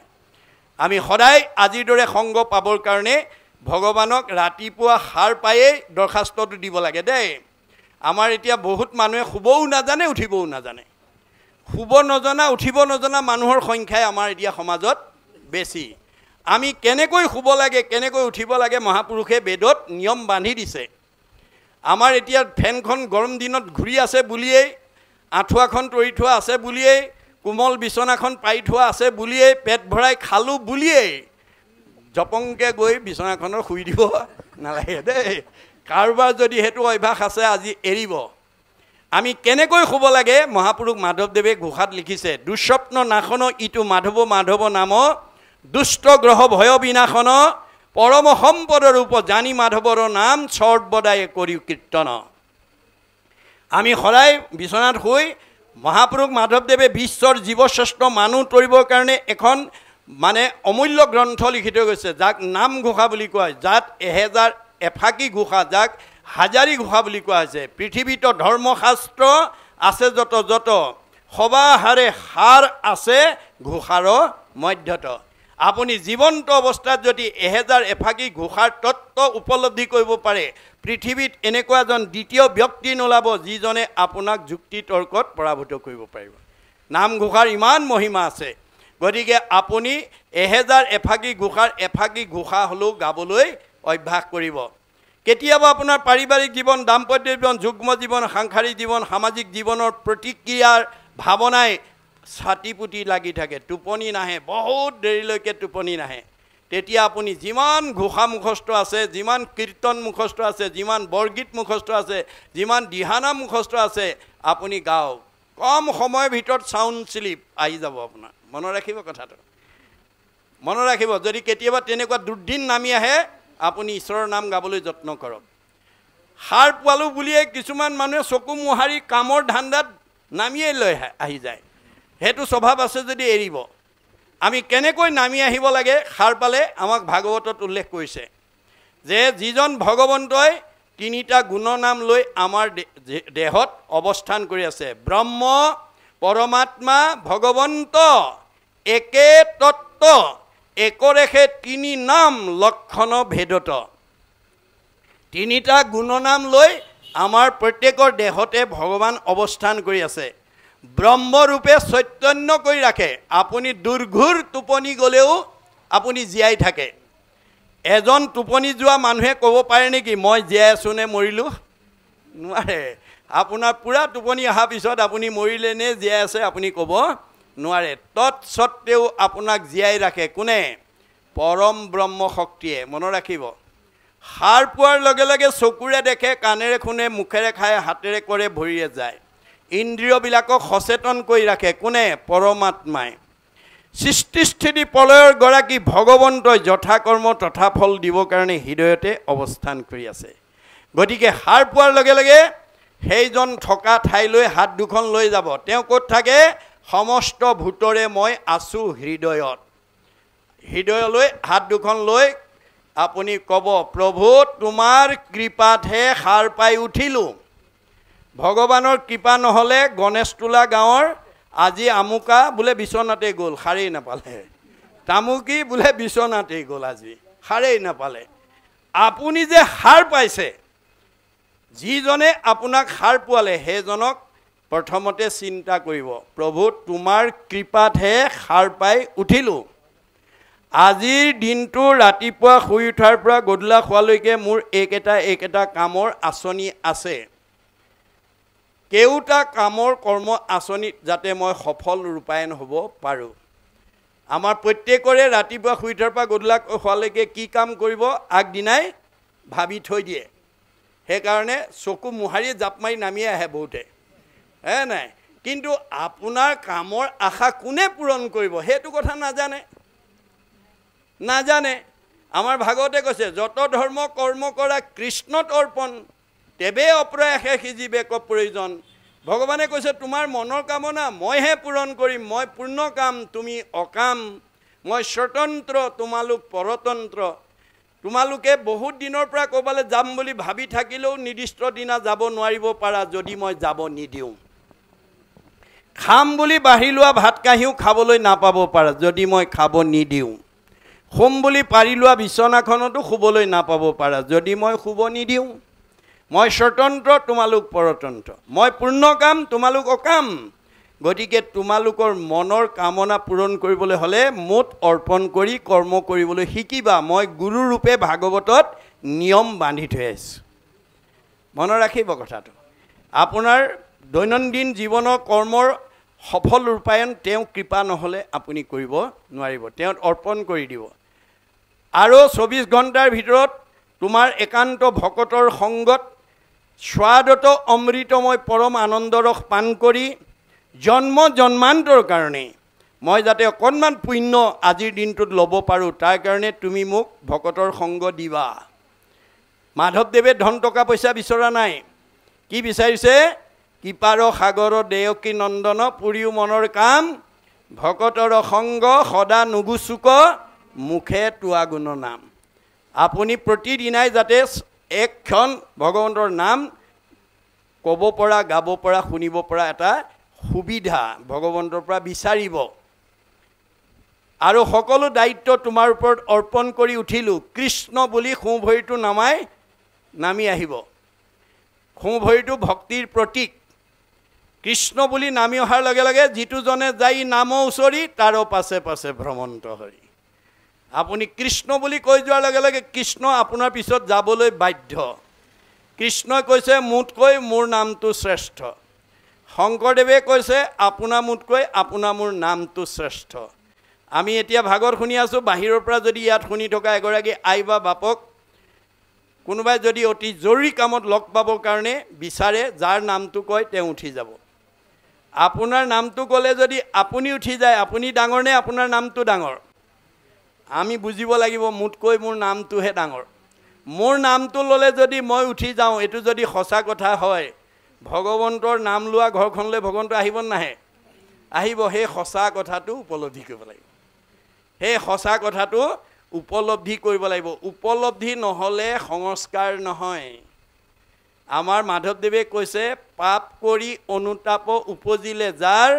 অনুতাপে প্ৰায়শ্চিত্ত জানিবাহা তাৰ আপুনি কিবা এটা ভুল কাম কৰি এইটো মোৰ ভুল হৈছে আগলৈ নকৰোঁ বুলি যেতিয়ালৈকে উপলব্ধি নকৰিব তেতিয়ালৈকে আপুনি বেয়া কামৰ পৰা মুক্ত হ'ব নোৱাৰিব গতিকে আমাক প্ৰত্যেককে জ্ঞান এটা এটা দিছে কিন্তু কিয় দিছে তাক প্ৰণালীবদ্ধ প্ৰয়োগৰ দ্বাৰা বিজ্ঞানলৈ উত্তৰণ কৰিবৰ কাৰণে দিছে বিজ্ঞানটো আকৌ উপলব্ধিৰ দ্বাৰা দৰ্শনলৈ উত্তৰণ কৰিবৰ কাৰণে দিছে আৰু দৰ্শনটো উপলব্ধি কৰি ধৰ্মত নি প্ৰতিষ্ঠা কৰিবৰ কাৰণে ভগৱন্তই আমাক জ্ঞানটো দি পঠিয়াইছে মনত ৰাখিব ভগৱানে দি পঠিওৱা জ্ঞানটো প্ৰণালীবদ্ধ প্ৰয়োগৰ দ্বাৰা বিজ্ঞানলৈ উত্তৰণ কৰিব লাগিব বিজ্ঞানটোক উপলব্ধিৰ দ্বাৰা দৰ্শনলৈ উত্তৰণ কৰিব লাগিব দৰ্শনটোক উপলব্ধিৰ দ্বাৰা ধৰ্মত নি প্ৰতিষ্ঠা কৰিব লাগিব পকা ঘৰ টাইলছ দি বনালেই নহ'ব ৰুমটোত কোনটো বস্তু কোনখিত থ'লে ৰুমটোৰ সৌন্দৰ্য বৃদ্ধি হয় সেই জ্ঞানটো আপোনাৰ থাকিব লাগিব প্ৰণালীবদ্ধ জ্ঞান systematic knowledge is science realize science is philosophy realize philosophy is religion religion is the highest sense of philosophy এজন দাৰ্শনিক পণ্ডিতে কৈছে যে প্ৰণালীবদ্ধ জ্ঞানক বিজ্ঞান বুলি কোৱা হয় বিজ্ঞানক যেতিয়া উপলব্ধি কৰিব দৰ্শন আৰু দৰ্শনটোক যেতিয়া উপলব্ধি কৰিব ধৰ্ম ধৰ্মতকৈ আৰু শ্ৰেষ্ঠ দৰ্শন নাই আপোনাৰ জ্ঞানক নি পেলাই যেতিয়া ধৰ্মত প্ৰতিষ্ঠা কৰিব ধৰ্ম ৰক্ষতি ৰক্ষিত ধৰ্মই আপোনাক ৰক্ষণাবেক্ষণ দিব ধৰ্ম এবু হতু হন্তি ধৰ্মই কৈছে মোক যদি কোনোবাই ধাৰণ নকৰে মই তাক কেতিয়াও ৰক্ষা কৰিব নোৱাৰোঁ গতিকে শংকৰদেৱে আমাৰ জ্ঞানৰ প্ৰণালীবদ্ধ প্ৰয়োগৰ দ্বাৰা উপলব্ধিৰ দ্বাৰা ধৰ্মত নি প্ৰতিষ্ঠা কৰাৰ কাৰণে ভাগৱতৰ দ্বাৰা আহ্বান জনাইছে গতিকে এই নীতি আদৰ্শবিলাক আমি যাতে উঠি অহা প্ৰজন্মক আজিৰ দৰে পৰিৱেশৰ মাজেদি আজি বাপজনে অকল ঘৰখনৰে পবিত্ৰ হোৱা নাই আজি কৰ্ম আঁচনিটো তেখেতে যদিও ভাগৱত পাঠ ব্যাখ্যা অনুষ্ঠান পাতিছোঁ বুলি ভাবিছে আমাৰ বেদৰ মতে ডেকা বাপে আজি মহেন্দ্ৰ ডেকা বাপে কলিৰ এটা যজ্ঞ পাতিছে এইটো কলিৰ যজ্ঞ বুলি কৈছে দেই মুত চিত্ত দিয়া যিটো কৰৈ কৰ্ম ধৰ্ম তাৰ নামত যজ্ঞ সখী কৈলো ইটো মৰ্ম এইটো কলিৰ যজ্ঞ এই যজ্ঞলৈ আমন্ত্ৰিত অতিথিসকলক সেৱা শুশ্ৰূষা ধৰিবৰ কাৰণে তেখেতৰ পৰিয়ালৰ সমাজৰ ওচৰ চুবুৰীয়াৰ যিসকল বাপ আয়ে আহি অলপ সহায় কৰি দিছে কোনো ভকতে যাতে অসন্তুষ্ট হৈ যাব লগা নহয় তাৰ কাৰণে যিসকলে আহি অকণমান এই খৰিটো লগাব তেওঁৰ কি হ'ব পৰোপকাৰায় পুণ্যম আমাৰ এই খৰিটো কি কাৰণে দিছে পৰৰ উপকাৰী কৰ্মত ব্যৱহাৰ কৰিবৰ কাৰণে পৰোপকাৰায় ইদম শৰীৰম তোমাক মই এই শৰীৰটো দিছোঁ পৰ উপকাৰ কৰ্মত ব্যৱহাৰ কৰিবৰ কাৰণে আজিৰ দৰে অনুষ্ঠানলৈ মাতিলে আপুনি নিৰ্দিষ্ট সময়তকৈ অকণমান আগতীয়াকৈ আহি অকণমান সহায় কৰি দিব পাৰোঁ নেকি তাৰ কাৰণে অকণমান মনত ভাৱ লৈ আহিব আহি যদি কোনোবাই ভকতজনক মাতি আনি বহুৱাইছে কোনোবাই চাহ একাপ দিছে কোনোবাই তামোলবৰ বটাটো আগুৱাই দিছে কোনোবাই খাৰদি পাচলি কুটি দিছে চবতে পুণ্য আছে মনত ৰাখিব কথাটো কৃষ্ণ কীৰ্তন নকৰিয়া ভৈলুহু বৰ্বৰ ইটো হস্ত বাহু মিছা মৃতক খবৰ এই হাতকেইখনে অকণমান ঈশ্বৰৰ কাম কৰিব পৰা শক্তি থকা স্বত্তেও মই যদি অকণমান প্ৰয়োগ নকৰোঁ তেতিয়াহ'লে মৰা শ দুটাহে ভাৰ বোৱা হ'ব মনত ৰাখিব কথাটো এই তথ্যবিলাক আমাক ভাগৱতৰ মাজেদি মহাপুৰুষে দিছে আৰু এই কথাবোৰ যাতে আমি পাঠৰ আধাৰেদি আমি উঠি অহা প্ৰজন্মৰ লগতে নিজেও উপলব্ধিৰ দ্বাৰা আমি যাতে সংস্কাৰমুখী হৈ জীয়াই থাকোঁতে শান্তি মৰিলে সদ্গতি জীয়াই থাকোঁতে শান্তি পোৱা জীৱইহে মৰিলে সদ্গতি পাব জীয়াই থাকোঁতে যাৰ অশান্তি সি মৰিলে অধোগতি যাব এতিয়া শান্তি কিহে দিব আন যত হবে মিছা ভক্তিৰ অভাৱে সব থাকিলেও আপুনি অশান্তিত ভুগিব লাগিব যদি ভক্তিৰ আশ্ৰয় নকৰে এই তথ্য আমাক দিছে কৃষ্ণৰ চৰিত্ৰত মোৰ মহালাভ আছে কৃষ্ণৰ কীৰ্তনে জাতি অজাতি নাবাছে এইটো কোনে কৈছে সুতে কৈছে সুতক যেতিয়া কৃষ্ণ কথা ক'বৰ কাৰণে সৌনকে আহ্বান জনাইছিলে তেতিয়া সুতে এই মন্তব্যটো দিছে তে আমাৰ মানুহৰ দুটা ভাগত বিভক্ত কৰিছে এটা জাতি আৰু এটা অজাতি শংকৰদেৱেও আহি জাতি সৃষ্টি কৰি থৈ গৈছিল প্ৰাক শংকৰী যুগক অসমক অন্ধকাৰ যুগ বুলি কোৱা হয় শংকৰদেৱৰ আবিৰ্ভাৱৰ প্ৰাক মুহূৰ্তত অসমৰ মানুহে ধৰ্মৰ নামত মানুহ বলি দিবলৈ কুণ্ঠাবোধ কৰা নাছিল তেনে এটা সন্ধিক্ষণতে শংকৰদেৱ আবিৰ্ভাৱ হৈ অসমৰ চাৰিওফালে ঘূৰি চাই দেখিলে অসমত বিভিন্ন জাতি জনগোষ্ঠীৰ অৱস্থান এই সকলোবিলাক ঈশ্বৰৰ অমৃতৰ সন্তান এই আধ্যাত্মিক তথ্যটো যদি মই অসমবাসীক দি যাব নোৱাৰোঁ অনাগত দিনত অসমৰ মানুহবিলাক একতাৰ দোলেৰে বান্ধ খাব নোৱাৰিব এওঁলোকৰ মাজত সমন্বয়ৰ সেতু বান্ধিব নোৱাৰিব সেইকাৰণে তেওঁ এই আমাৰ সমাজ ব্যৱস্থাটোকে তেওঁ প্ৰথম দাঙি ধৰিছিল কেনেকৈ দ্বিতীয় স্কন্ধত উল্লেখ আছে কিৰাত কছাৰী খাচী গাৰু মিৰি যবন কংক গোৱাল ধুবাজে তোৰক অসম মূলোক কুবাচ মেল চাণ্ডাল আনো হব পাপী কৃষ্ণ সেৱকৰ সংগত পবিত্ৰ হয় হৰিত একান্তে ভকতি কৰিয়া বৈকুণ্ঠে সুখে চলয় সকলো জাতি জনগোষ্ঠী ঈশ্বৰৰ সন্তান আজিৰ অনুষ্ঠানটোত সকলোৱে আহি অংশগ্ৰহণ কৰি কৃষ্ণ কথা শুনি বৈকুণ্ঠৰ পথ প্ৰশস্ত কৰিব পাৰে আপোনালোকৰ গাঁৱৰ নামঘৰটোত পতা ধৰ্মালোচনী সভা গুৰু জয়ন্তী উৎসৱত আহি সকলোৱে ঈশ্বৰৰ কথা শুনিব পাৰে তাত কোনো বাধা নাই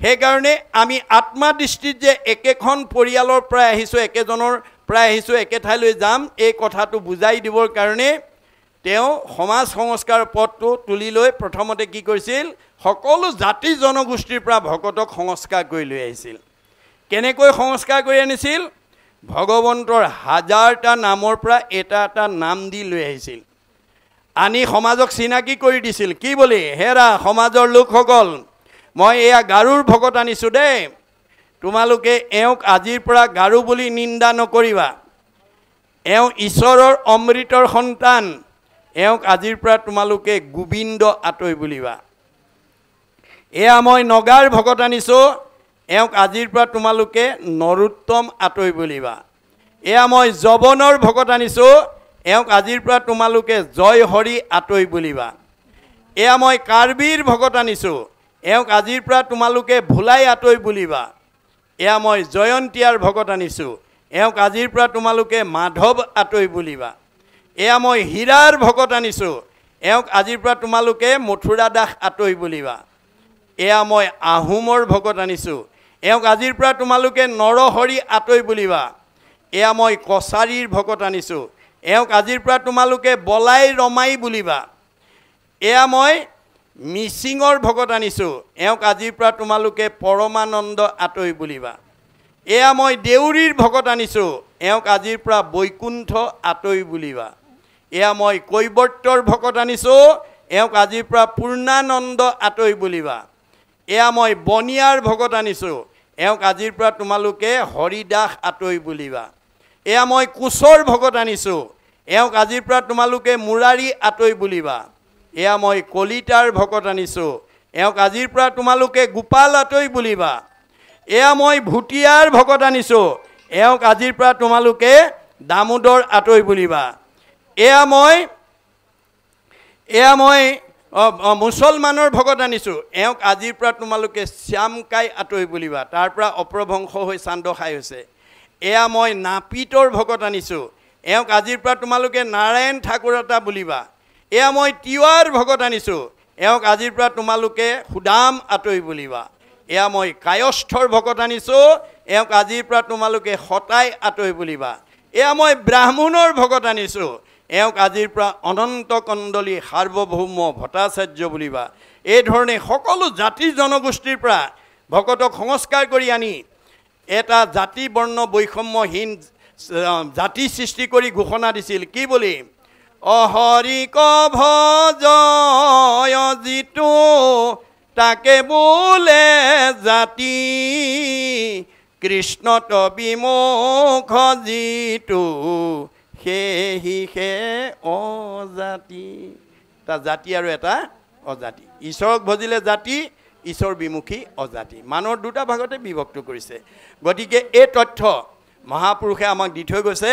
সেইকাৰণে কৈছে যে কৃষ্ণৰ চৰিত্ৰত মোৰ মহালাভ আছে, কৃষ্ণৰ কীৰ্তনে জাতি অজাতি নাবাছে। বৈকুণ্ঠৰ শাস্ত্ৰ ইটো মহাভাগৱত, যেনমতে পৃথিৱীত ভৈলন্ত বেকত।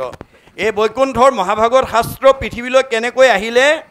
যিমতে কৰিলা শাস্ত্ৰ ব্যাস সৰ্বজানে, প্ৰথমে হৰিক স্মৰি শুনা সাৱধানে। এই ব্যাসে এই ভাগৱত শাস্ত্ৰ জগতৰ উপকাৰৰ কাৰণে কিয় ৰচনা কৰিলে?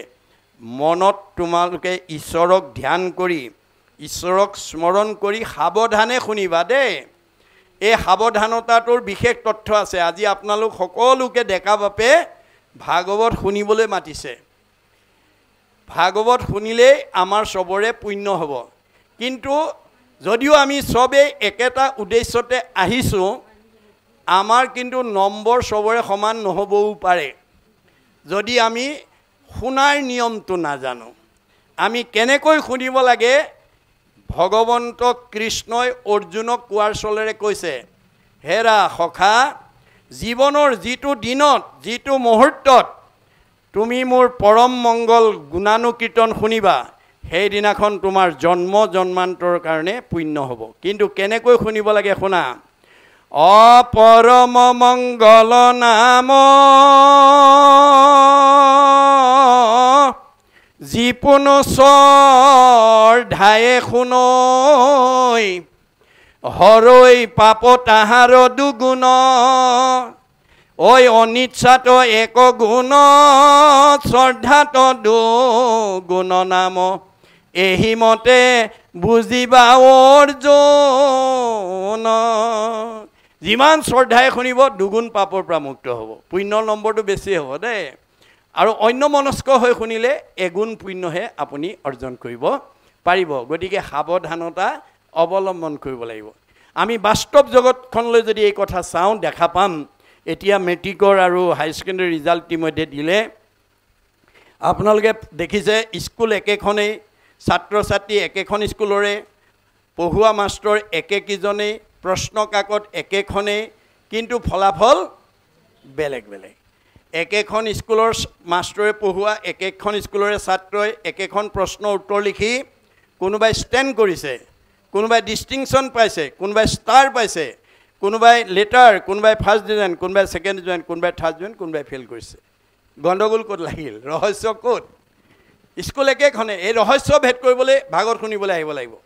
ৰহস্য জানে যিটো লোক, সততে কীৰ্তন কৰে মোক, ধৰি দৃঢ় ব্ৰত কৰি যত্ন বিপৰীত। বহুত যত্ন কৰি ভাগৱত শুনিব লাগিব। মোৰ সৰ্বোত্তম দুয়ো পাৱে, কৰে নমস্কাৰ ভক্তিভাৱে, তাৰ মোৰ এৰা এৰি নাহি কদাচিত। গতিকে আমি যিকণ সময় আজি দিছোঁ, একান্ত মনে দিয়ক, লাভ হ'ব। মনত ৰাখিব কথাটো। গতিকে আপুনি ইয়াতে বহি মোৰ ফালে চাই আছে, মনে মনে ঘৰত এৰি থৈ অহা কামকেইটাৰ কথা ভাবি আছে, ল'ৰা ছোৱালীকেইটাৰ কথা ভাবি আছে, ব্যৱসায়ৰ কথা ভাবি আছে, তেতিয়া নম্বৰ কমাই দিব আপোনাক।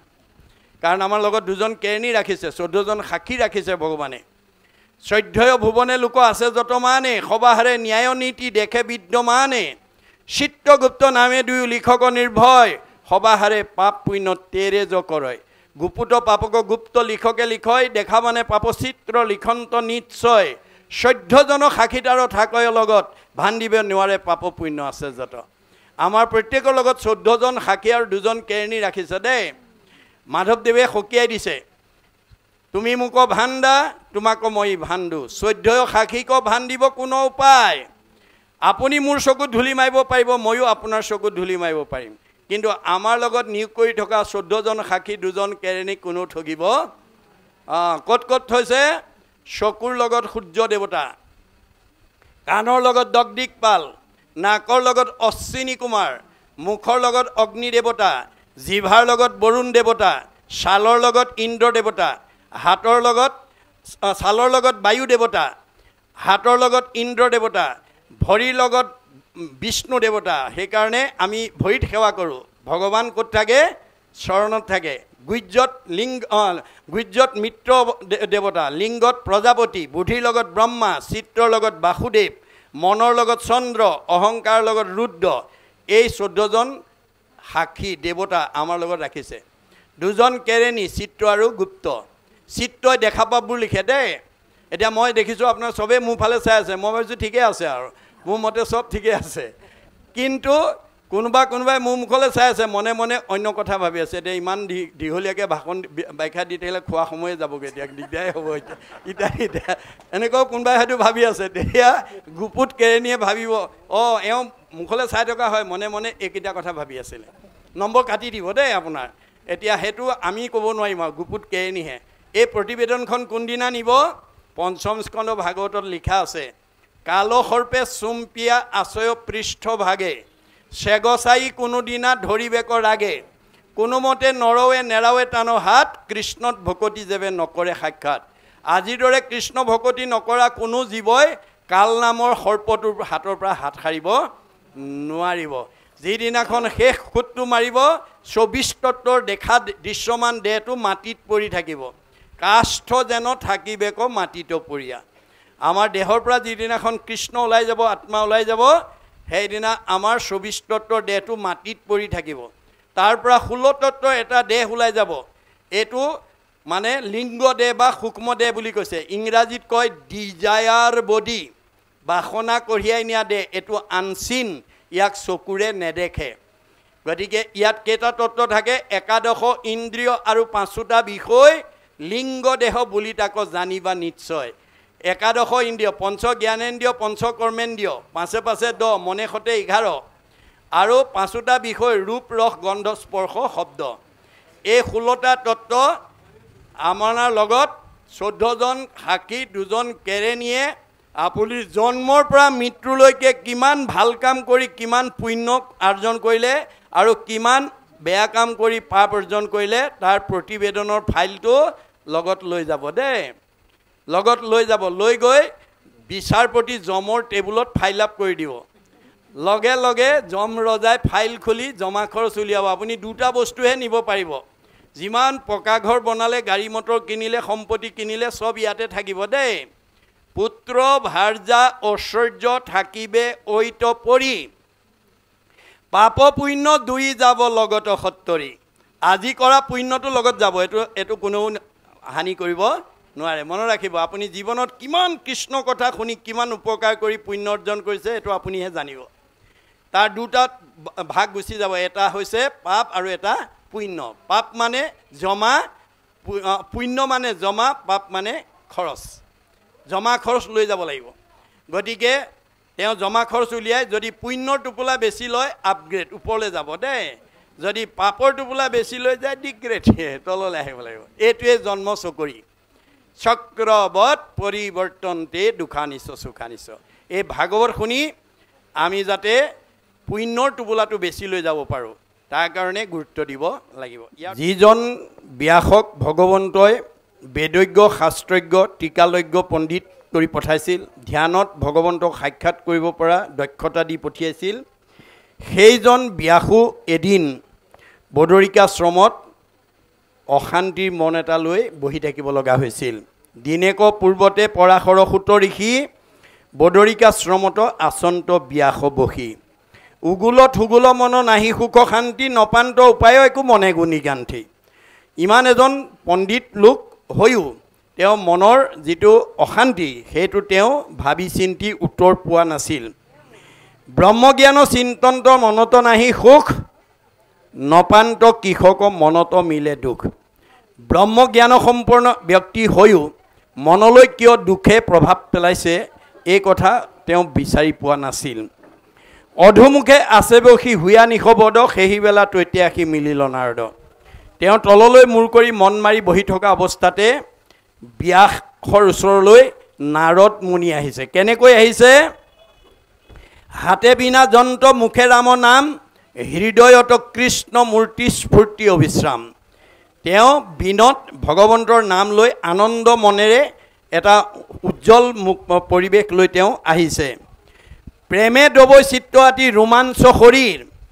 ধাৰায়ে শ্ৰৱন্তে আছে নয়নৰণী তেওঁ প্ৰেমত কৃষ্ণৰ গুণনামৰ আনন্দত তেওঁ কি হৈছে শৰীৰ ৰোমাঞ্চ হৈছে আৰু চকুৰ পানী আনন্দৰ অশ্ৰু বৈ আহিছে তুলন্ত যন্ত্ৰত মহা হৰিৰ চৰিত্ৰ নাৰদক দেখি ব্যাস ঋষি সচকিত যে নাৰদৰ সেই এটা সুন্দৰ পৰিৱেশ দেখি মন মাৰি থকা ব্যাস সচকিত হৈছে সজাগ হৈছে আপুনি নিজেও বাস্তৱ জীৱনত সেই কথাবিলাক অনুভৱ কৰিব এদিন যদি আপুনি দুখ মনে বহি থাকে কিবা চিন্তা কৰি তেনেকুৱাতে যদি গাঁৱৰ কোনোবা এগৰাকী আয়ে বা বাপে যদি আনন্দৰে মুখত হাঁহি লৈ আপোনাৰ ওচৰলৈ আহে তেতিয়া আপোনাৰ পূৰ্বৰ বেদনাৰ অৱস্থাটো সলনি হৈ যাব কেতিয়াবা আপুনি আনন্দত আছে কোনোবাই আপোনাৰ কাষলৈ উচুপি কান্দি আহিছে তেতিয়া আপোনাৰ আনন্দটো খন্তেকৰ কাৰণে হ'লেও ম্লান হৈ যাব এটো হৈছে পৰিৱেশৰ প্ৰভাৱ গতিকে পৰিৱেশে আমাৰ জীৱনলৈ প্ৰভাৱ পেলায় গতিকে ব্যাস এটা অসন্তুষ্ট মনত আছিল যদিও নাৰদৰ সচকিত ৰূপ দেখি বা তেওঁৰ এটা উজ্জ্বল মুখৰ পৰিৱেশ দেখাৰ লগে লগে তেওঁ সচকিত হৈছে সজাগ হৈছে আঠে বেঠে উঠিয়া ধৰিয়া কীৰ্তাঞ্জলি পৰম গৌৰৱে ঋষি কৰিয়া সেৱলি তেওঁক হাতজোৰ কৰি সেৱা নিবেদন কৰিছে এইটো আমাৰ গৃহস্থী ধৰ্মৰ নিয়ম যে আমাৰ ঘৰলৈ অহা অতিথিজনক কৃষ্ণ আহক বুলি আমি সদায় আদৰ সম্ভাষণ জনাব লাগে আমি আদৰি আনিব লাগে এইটো আমাৰ গৃহস্থী ধৰ্মৰ নিয়মৰ এটা আদৰ্শ ইয়াত দেখুৱাইছে যে তেওঁ অসন্তুষ্ট অৱস্থাত থকা স্বত্তেও নাৰদক দেখাৰ লগে লগে তেওঁ হাতজোৰ কৰি সেৱা জনাই আমন্ত্ৰণ জনাইছে ইয়াত যিটো এটা গৃহস্থী ধৰ্মৰ গৃহাশ্ৰমৰ যিটো আদৰ্শ এই আদৰ্শৰ এটা প্ৰতিচ্ছবি আমাক ব্যাসে দাঙি ধৰিছে যে ব্যাসৰ ওচৰলৈ নাৰদ মুনি অহাৰ লগে লগে এজন অতিথিক আমি কেনেধৰণে আমাৰ গৃহলৈ আমন্ত্ৰণ কৰি আনিব লাগে কেনেকৈ তেওঁক বহুৱাব লাগে এই এটা সুন্দৰ দৰ্শন দেখুৱাইছে দিলন্ত আসন আনি বহিবাৰৰ তৰে পাদ্য অৰ্ঘ গন্ধ ধূপে পূজিলা সাদৰে পাদ্য অৰ্ঘৰ সম্পৰ্কে মই ইতিমধ্যে কৈছোঁ যে ভৰি ধোৱা পানী আৰু মুখ ধোৱা পানী আমি দুটা প্ৰকাৰে আমি ভকতক শুশ্ৰূষা কৰিব লাগে আৰু আমি আনি এখন আসনত বহুৱাব লাগে আৰু গন্ধে ধূপে যদি ধূপ ধূনা আছে জ্বলাই পেলাই আমি সেৱা এটা নিবেদন কৰিব লাগে শক্তি অনুসাৰে তাৰ প্ৰীতি আচৰিবা ভাগৱতৰ মতে যে আমি আমাৰ ঘৰলৈ অহা অতিথি ভকত বৈষ্ণৱজনক সাধ্য অনুসৰি সেৱা ভক্তি কৰিব লাগে পাৰিলে ধূপ এডাল জ্বলাব লাগে নাথাকিলে ঠাইকণ মচি হ'লেও বহুৱাই লৈ এটা সেৱা আমি কৰিব লাগে প্ৰণিপাতে পুচিলা কুশল আগমন তাৰপিছতে হাতজোৰ কৰি কৈছে কিয় আহিছা মোক কোৱা নাৰদে পুচিলা পাছে ব্যাসত বচন মানে নাৰদে পুনৰ ব্যাসক কৈছে কি বুলি হাঁহিয়া বুলন্ত ঋষি শুনিও কহিও বৃত্তান্ত কিবা হেতু নাহিকে তোমাৰ চিত্ত শান্ত মই কিয় আহিলোঁ তোমাক কোৱাৰ আগতেই তুমি কোৱা যে তোমাৰ দৰে এজন বিদগ্ধ পণ্ডিতৰ মনত এনেকৈ অসন্তোষীয়াভাৱে কিয় থাকিব লগা হৈছে মহা উচ্চ পিছকেন থিৰ নহি চিত্ত তোমাৰ মনটো কিয় উৎপিচ লাগি আছে, কিয় তুমি স্থিতপ্ৰজ্ঞ হোৱা নাই। মহন্তৰো মোহ ইটো কিনো বিপৰীত। তুমি এজন মহামহন্ত, ইমান বিদ্যাৱন্ত, তুমি জ্ঞানৱন্ত লোক হৈ পেলাই এনেকৈ উৎপিচ কৰি কিয় থাকিব লগা হৈছে। চাৰিও বেদৰ কৰিলাহা শাখা ভেদ, যাৰ যেন জাতি ধৰ্ম দিলা পৰিছেদ। 4 বেদ 14 শাস্ত্ৰ 18 পুৰাণ বিভাগী ৰচনা কৰি ধৰ্ম জ্ঞান জগতৰ লোকলৈ তুমি বিলাই দিলা। কৰিলাহা ভাৰত পুৰাণ অষ্টাদশ, জগতত ব্যাপিল তোমাৰো মহাযশ। তুমি 4 বেদ 14 শাস্ত্ৰ 18 পুৰাণ বিভাগী ৰচনা কৰিলা। তুমি 17খন পুৰাণ আৰু মহাভাৰতলৈ 18খন তুমি ইতিমধ্যে ৰচনা কৰিলা, আৰু তোমাৰ যশ গোটেই জগতত ব্যাপি গ'ল। ব্ৰহ্মকো সাক্ষাৎ কৰি কৰা সমাধিত, তথাপি তোমাৰো কেনে অসন্তুষ্ট চিত্ত। তুমি ব্ৰহ্মক ধ্যান কৰি সাক্ষাৎ কৰিব পৰা দক্ষতা তোমাৰ থকা স্বত্তেও তুমি কিয় এনেকৈ অসন্তুষ্টত থাকিব লগা হৈছে, সেই বিষয়ে মোক কোৱা। কহিউক ঋষিমত ইহাৰ কাৰণ, শুনি প্ৰণিপাতে ব্যাসে বুলিলা বচন। গতিকে নাৰদৰ প্ৰশ্ন শুনি হাতযোৰ কৰি প্ৰণিপাত জনাই কৈছে, হওঁ যদি আমি বেদ শাস্ত্ৰত পাৰ্গত, কৰোণীতে ঈশ্বৰৰ অৰ্পণা কৰ্মযত। মই যদিও শাস্ত্ৰত পাৰ্গত আৰু সকলো কৰ্ম যদিও মই ঈশ্বৰত অৰ্পণ কৰি কৰোঁ, মহাজ্ঞানপূৰ্ণ আমি জগতে প্ৰখ্যাত, হুন্ত সমাধিত ব্ৰহ্ম আপুনি সাক্ষাৎ। আৰু তুমি কোৱাৰ দৰে মই এজন মহাজ্ঞানপূৰ্ণ জগতৰ লোকে জনা এজন মই ব্যক্তি, আৰু সমাধিত যদিও মই ভগৱন্তক সাক্ষাৎ কৰোঁ, তথাপিতো মোৰ মনলৈ কিয় অসন্তোষ আহিলে মই নিজেই বুজি নাপাওঁ। এতিয়া ইয়াৰ মাজেদি আমাক কি ক'ব বিচাৰিছে, যে আমি যদি ভগৱন্তৰ প্ৰদত্ত প্ৰতিভাটো সঠিকভাৱে যদি প্ৰয়োগ নকৰোঁ, অৰ্থাৎ আপুনি গাঁওখনৰ বিদ্যাৱন্ত হৈ যদি বিদ্যাহীনজনক যদি মনত দুখ পোৱাকৈ কথা কয়, আপুনি ধনী মানুহ হৈ যদি দুখীয়া মানুহক উপহাস কৰে, তাচিল্য কৰে, আপুনি জ্ঞানী হৈ যদি অজ্ঞানীজনক যদি হেয় প্ৰতিপন্ন কৰে, তেতিয়াহ'লে আমিও অভিশপ্ত হ'ব লাগিব। মনত ৰাখিব কথাটো, আমিও অভিশপ্ত হ'ব লাগিব। কেনেকৈ? ব্যাসৰ দৰে। ব্যাসে জগতৰ লোকক বিপথে পৰিচালিত কৰিলে। তেওঁক জগতৰ মানে সেই যুগৰ এজন বিদগ্ধ পণ্ডিত কৰিছিলে, জ্ঞানৱন্ত বিদ্যাৱন্ত, ধ্যানত ভগৱানক সাক্ষাৎ কৰিব পৰা দক্ষ ব্যক্তি, জগতৰ লোকক সঠিক পথেৰে পৰিচালিত কৰিবৰ কাৰণে তেওঁক সেই প্ৰতিভাটো দিছিলে।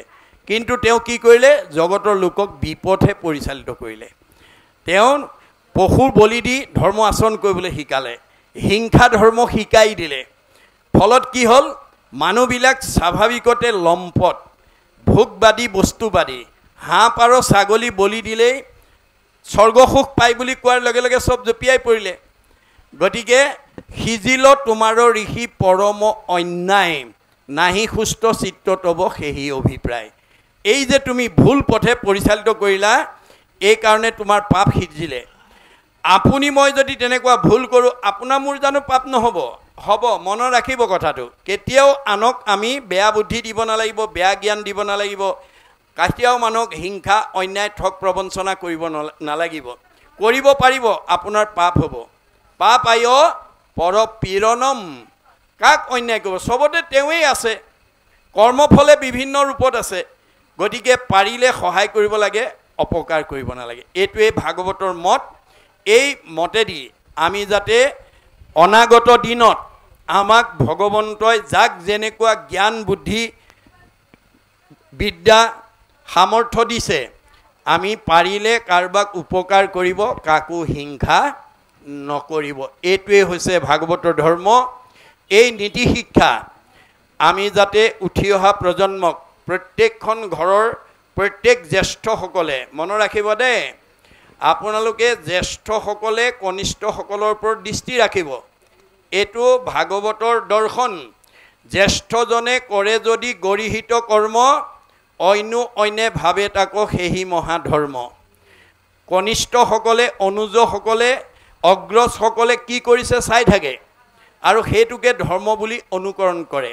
গতিকে আমি জ্যেষ্ঠ হিচাপে কি কৰিব লাগিব? শুই উঠিয়েই আমি গা পা ধুই বিষ্ণু যজ্ঞ কৰিব লাগিব।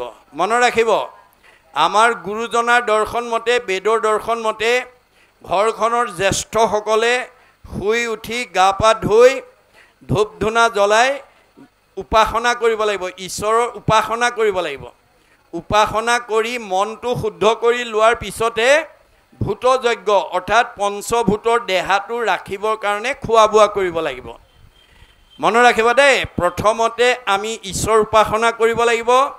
ঈশ্বৰ উপাসনা কৰি মনটো শুদ্ধ কৰি লোৱাৰ পাছতহে পঞ্চভূতৰ দেহটো ৰাখিবৰ কাৰণে খোৱা বোৱা কৰিব লাগে। আমাৰ এই কথাটো নজনাৰ কাৰণে বহুত আমাৰ সমাজৰ জ্ঞানী মানুহ, জনা বুজা মানুহ, শিক্ষিত মানুহে শুই উঠি মুখখন ধুয়েই ভূত যজ্ঞতে লাগি যায়। আৰু কি বুলি কয়, মোৰ এটা অভ্যাস আছে বুজিছা, ৰাতিপুৱা শুই উঠি লাল চাহ একাপৰ লগত শুকান ৰুটি এটা নাখালে মোৰ মনটোৱেই ভাল নালাগে। মোৰ চাদা পালি নাখালে, তামোল এখন নাখালে, কিবা এমুঠি নাখালে মোৰ পিছৰ কামলৈ মোৰ যাবই নোৱাৰোঁ। এনেকুৱা স্বভাৱ যদি আজি কাৰোবাৰ আছে আজি তাৰিখলৈকে, আজি ইয়াতে এৰিব আৰু দেই। কাৰণ সেইটো হ'ল মনৰ দাসত্বৰ কৰ্ম। আপুনি মনৰ বলি হৈ আছে। মনক যেতিয়ালৈকে সংযম কৰিব নোৱাৰিব তেতিয়ালৈকে আমাৰ মানৱ জীৱন ধৰাৰ সাৰ্থক নহ'ব। সেইকাৰণে গীতাত অৰ্জুনক কৈছে, সখা তুমি ইন্দ্ৰিয়ক সংযম কৰিবা, মনক সংযম কৰিবা, নহ'লে চাৰিমুঠি জীৱৰ ভিতৰত সৰ্বশ্ৰেষ্ঠ উপাধি লোৱাৰ পৰা তোমাৰ লাভ নহ'ব। এই কথা শুনাৰ লগে লগে অৰ্জুনে প্ৰতিবাদ কৰিছে, কি বুলি? হেন শুনি অসন্তোষ কৰন্ত অৰ্জুন, ইন্দ্ৰিয়ক বশ্য কৰি বাক পাৰে কোন। কাৰ সাধ্য আছে ইন্দ্ৰিয় দমন কৰিব? এই প্ৰস্তাৱ মোৰ কেতিয়াও গ্ৰহণযোগ্য নহয়। এতিয়া কৃষ্ণই হাঁহি মাৰি উত্তৰ দিলে, কি বুলি? কৃষ্ণে বোলে সখী তুমি নকৰি বা ভয়, অভ্যাসতে ইন্দ্ৰি বশ্য আপুনি ভয় নকৰিবা, অভ্যাস কৰা। আজি আপোনালোকে কোনোবাই চকীত কোনোবাই তলত বহি ইমান সময় বহি আছে, ঘৰত অকলে ইমান সময় বহি থাকিব পাৰিলেহেঁতেন নে? নোৱাৰে। আজি কোনে বহুৱাইছে, কিয় বহিছে, এই কথা আমি উপলব্ধি কৰিব লাগিব। আমাৰ শাস্ত্ৰৰ মতে আজি আপোনালোকে এটা অনুৰাগ লৈ বহি আছে।